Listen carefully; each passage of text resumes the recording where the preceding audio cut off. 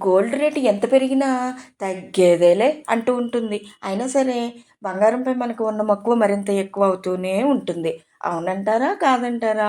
Comment సెక్షన్‌లో నాకు చెప్పండి.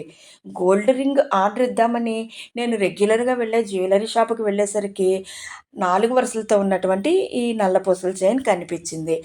మనందరం కూడా జ్యువెలరీ షాప్‌కి వెళ్ళినప్పుడు, మనం ఏం ఆర్డర్ ఇద్దామనుకున్న విషయాన్ని కాసేపు పక్కన పెట్టి, అక్కడ ఉన్న అన్ని నగల్ని చూస్తూనే ఉంటాము. మీరు కూడా అంతే కదా!